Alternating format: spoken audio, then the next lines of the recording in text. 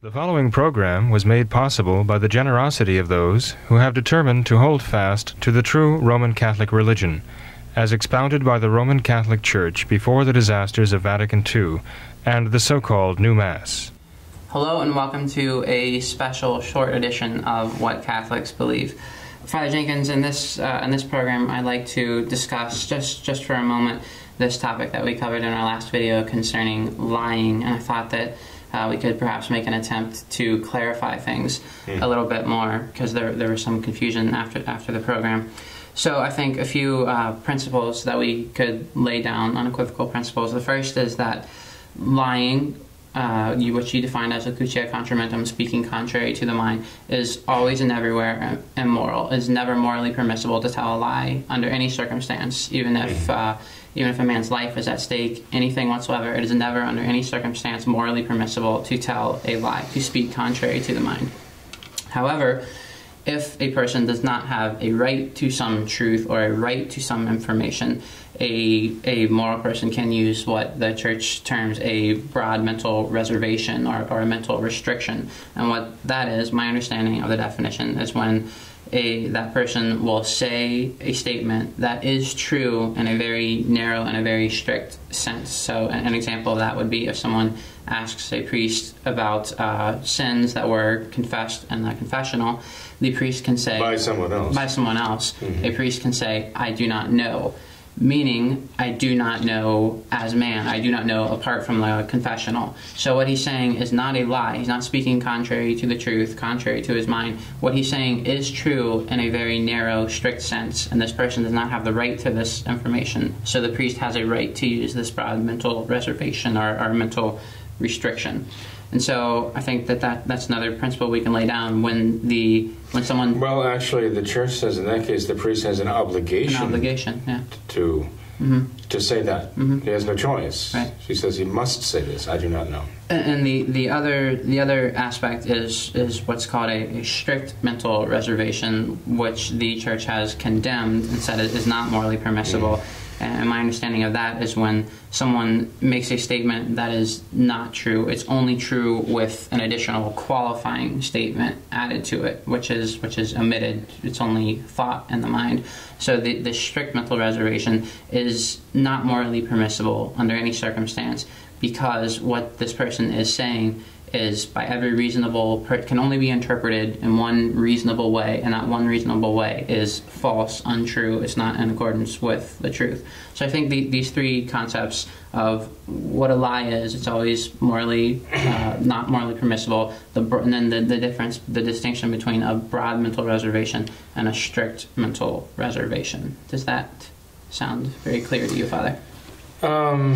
Well, it's clearer, I think, than it was. But if one looks at the old Catholic encyclopedia from the early 1900s, there is a treatment of this truth, broad mental reservation, and so on. There's a treatment of that question. And it's interesting to read what was written there.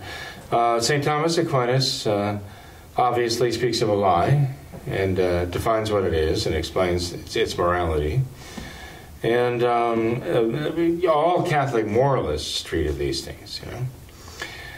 But even the strictest Catholic moralist admits there is a broad mental reservation that can morally be used, and sometimes must morally be used. You mentioned the case of a priest who is asked by a third party what someone else confessed, and the priest cannot say anything that would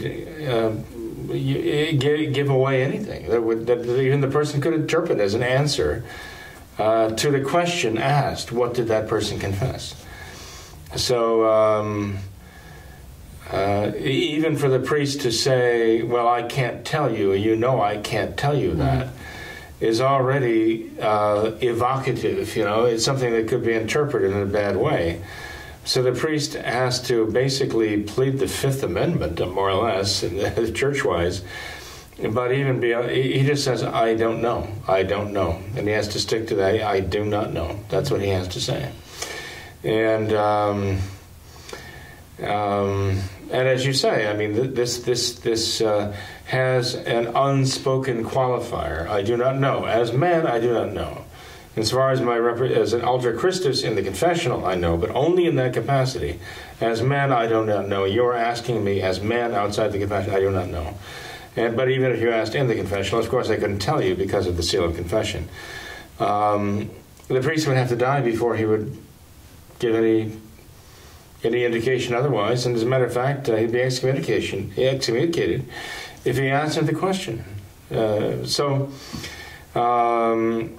The broad mental reservation is something that is very well known, very well documented, very much, shall I say, endorsed by the Church's moral theologians across the spectrum, for all of these centuries now. If a doctor, those who have professional secrecy are bound by that, they're bound to that secrecy. They have an obligation to maintain that. As a matter of fact, it's interesting because the obligation to maintain secrecy is an obligation in justice. The obligation to tell the truth is an obligation in veracity. And veracity is like a potential part of justice, is subject to justice. So if you're being told you must tell a truth which is contrary to justice, that some moral theologians explain it that way, that you cannot practice veracity, which is a potential part of justice, if it offends against justice, which is like the higher virtue, as it were. Which is a kind of an interesting way to express it,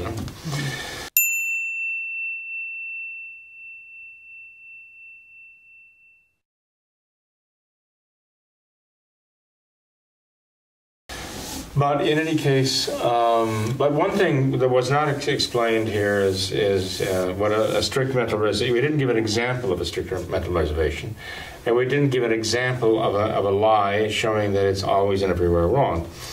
Now, as we were discussing at one point, not long ago, we discussed the case of the Egyptian midwives, who back in the time of Pharaoh, in the time of Moses, actually, were ordered to put to death the Hebrew boys. Who, if a Hebrew woman gave birth to a boy, the Egyptian midwives were ordered to murder the child.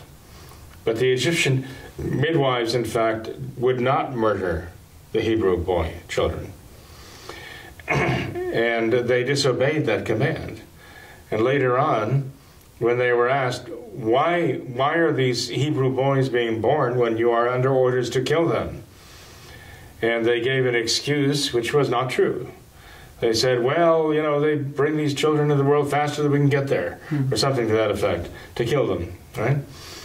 And Challoner comments on this, as you pointed out not long ago, by saying it was a venial sin for them to tell that lie, because they were trying to tell a lie to explain why these Hebrew children were alive. Now, they weren't actually telling a lie to save the children's lives. The children had already survived and not been killed when they were born. So it wasn't as though they were telling a lie to those who had come to kill the children. They were telling a lie to explain why they had failed to kill them after the fact, after the birth, the live birth.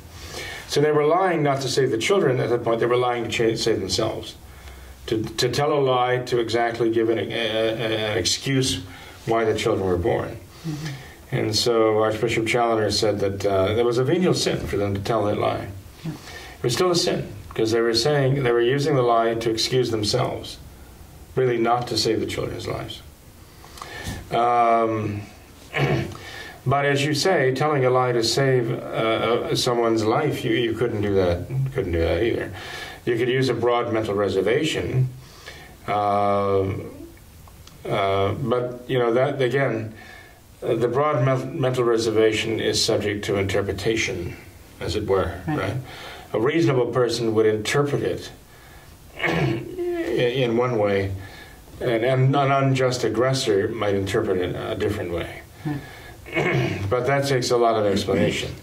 In any case, the point of this all is that the commentary, Archbishop Challoner's commentary on that particular part of sacred scripture in the book of Exodus, says that the midwives were guilty of a venial sin. Mm-hmm. They were rewarded by God for saving the lives of the Hebrew children. But they would not be rewarded by God for lying their way out of it. The gist of this is the following, that if they had the courage to defy the orders to kill the children, that really they should have had the courage to tell why, that they simply would not kill these children, period.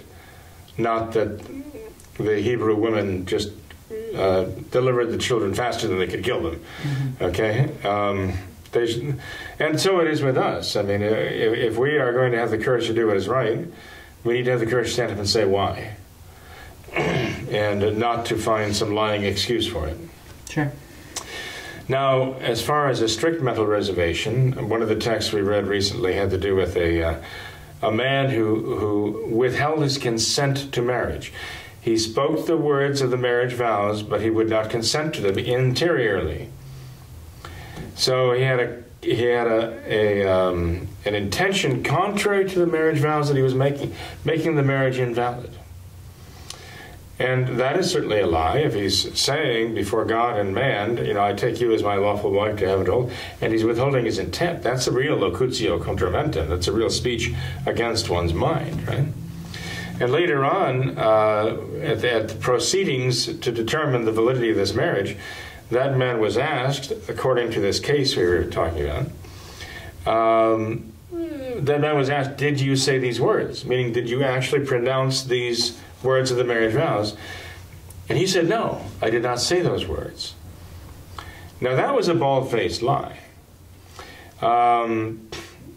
He had actually said those words, but he was, you couldn't even say he was implying this, okay? He wasn't implying that he said them, but he didn't mean them. He just said, no, I never said those words. That is what was denounced as a strict mental reservation. There were actually some Catholic moral theologians who said that that was acceptable. The Church herself has rejected that and has said that a strict mental reservation is just basically another name for a bald-faced lie. Right. Okay. And the truth would have been for him to say, well, I said them, but I didn't mean them. That's not what he said. Right? Mm-hmm. And to say, no, I never said those words, there's really no other reasonable interpretation to what he said there, that he says he didn't say them, and the fact is he did. So it doesn't qualify as a broad mental reservation that is open to a reasonable interpretation or qualification, right? So anyway, I don't know if that helps or not, but it's just a commentary on what you've said. Yeah. Well, hopefully it's of some help to our viewers for clarification purposes. But we can attach that link to this video to the Catholic Encyclopedia with that article that we read referencing this case. And also, I know you had some other sources of Catholic theologians that we could perhaps recommend. Well, there are some very well-known and standard Catholic moral theologians approved by the Church. Prummer, Merkelbach, Capello, and others who are very highly respected and endorsed by the Church, that what their teaching is not contrary to faith or morals. Right? So to read what they have to say can be of great interest. I think at least Dominic Prummer, O.P., a Dominican, would be a good source to consult in a case like this. The problem with the broad mental reservation is that it's very easy to misunderstand, very easy to misapply, and very easy to misuse, abuse, right? So one has to be very, very careful about that, right? Sure. But that doesn't mean that it doesn't actually have a place in Catholic moral theology, because it does. Right. Well, thank you, Father. Thank you for the clarification. You're welcome, Tom. Thank you. Yep, no problem. Take care. Thanks to all of our viewers as well for watching this special short episode of What Catholics Believe.